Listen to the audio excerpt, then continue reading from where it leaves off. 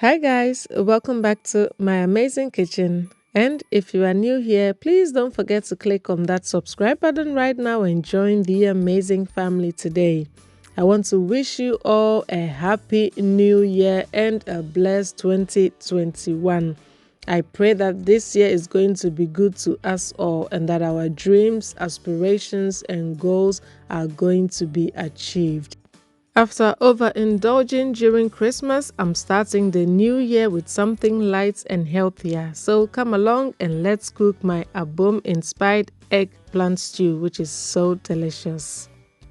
For this stew, we need 1 shallot, some fermented fish, which is momoni or momoni, a little bit of ginger, Scotch bonnet, and some green chillies. The green chillies is for flavor and the Scotch bonnet for heat. I have here 1 sliced onion and some crushed tomatoes, and if you don't have crushed tomatoes, you can also use 2 fresh tomatoes, and this is the brand of crushed tomatoes I'm using. And of course, the star of the dish, our aubergines or eggplants. We call it intropo, some people also call it black beauty. However you call them, we will need 3 large ones, and I'm going to roughly chop them into big chunks, and I'm going to transfer this into my cooking pot and bring it to a boil. To cut down my cooking time, I have boiled some water in my kettle, and I'm going to add that to my aubergine and bring it to a boil. And I'm going to cook it until it becomes soft and tender. Whilst my aubergines are cooking away, I'm going to grind my ginger and chilies together.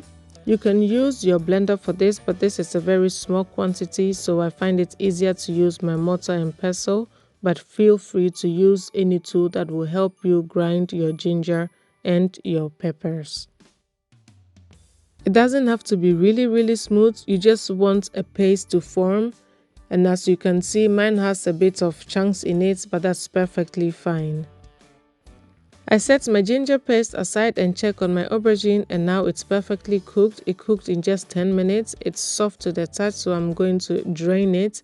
And after draining it, I'm still going to let it sit in my colander for about 5 minutes until it is well drained, and then transfer it into my asanka and then grind it.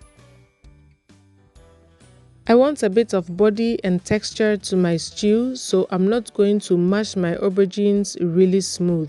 I'm intentionally going to leave bits and pieces in it, some big chunks, just for that texture that I want. But feel free to mash it until you get the consistency that you are going for. Next, I'm going to heat up about 1.5 tablespoons of olive oil in my pan. And once it's heated, I'm going to add my sliced onion, and I'm going to saute this for about 3 minutes until it becomes translucent. Once it's beautifully sauteed, I'm going to add my momoni, which is my fermented fish. And since we are not using a lot of oil, I'm going to help it around to dissolve it so it doesn't burn. I'm going to keep frying my fermented fish and then add my ginger paste. And since the oil is not that much, you want to, keep on moving it around in your pot so it doesn't burn. You want to do that until the aromas and the flavors from the ginger paste is infused in your oil, and then you add your crushed tomatoes. Mix your tomatoes with the ginger paste and the fermented fish, and then cover and allow it to cook for about 5 minutes. After 5 minutes, I checked on my stew and it is beautifully cooked. In this stew, you are not going to see the oil settle fully on top because there is barely oil in the stew. Taste and add your salt, and then allow it to cook for about extra 2 minutes. Make sure to stir occasionally and cook on low heat so it doesn't catch at the bottom. Next, you want to go ahead and add your aubergine that we already mashed. Stir to loosen it up and also to allow it to combine well with the tomatoes for them to, marry each other really well and take up the flavors from each other. Cover once more and allow it to cook for extra 2 minutes, and your stew is almost done. You know, the aubergine is already cooked, so you don't want to overcook it. 2 minutes is all you need, and then you can set it aside. Before I finish off my stew, I'm going to prep my yam because I'm going to have this abom or stew with yam. You can have this with plantain as well, cocoyam, any ampesi of your choice, but today I'm going for yam. Please don't be like me, just use your board and slice your yam. I'm just used to doing it this way, so sometimes I just forget about the board.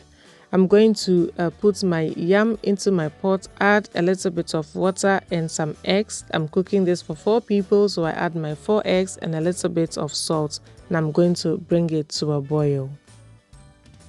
So whilst my yam is cooking, I'm going to finish off my stew, and I do that by adding about 3 tablespoons of palm oil into my frying pan.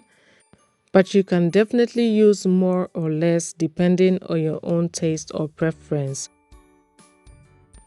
When the palm oil is nicely heated up, I'm going to add my sliced shallots and half of the fermented fish we reserved from the beginning. And I'm going to fry this in the palm oil until the momoni is fully dissolved in my oil. The momoni is going to add extra flavor to our palm oil. The stew will not be complete without this step because I believe the fermented fish adds a very nice umami flavor to your stew. Good momoni is really hard to find where I live, so if you can't find it, you can definitely use some kobe or kako. Now transfer your stew into an asanka and drizzle over the onion and the palm oil we fried over it. Our stew or abom is almost ready. We are about to dig in, but we have to make it beautiful first. Arrange your fish over it, and I'm using smoked mackerel, but any fish of your choice will do. You can even add your kobe on top of it. And of course my avocado, because what's ampesi without avocado? That's a no. Once your garnishing is done, your abom inspired eggplant stew is ready. You can dig in with your favorite ampesi, and I'm doing that today with some boiled yam. It's so delicious and so good. It's something different from your normal everyday abom. This is so good, and I hope you give it a try. I once again want to thank you for all the love and support that you keep giving me on this channel. I truly appreciate all of you. So until I come your way next time with another amazingly delicious recipe, please remember that cooking should always be fun and exciting. So try to cook each meal with love and see it radiate through the hearts of your family. Thank you so much for watching, guys, and see you in my next video. Bye.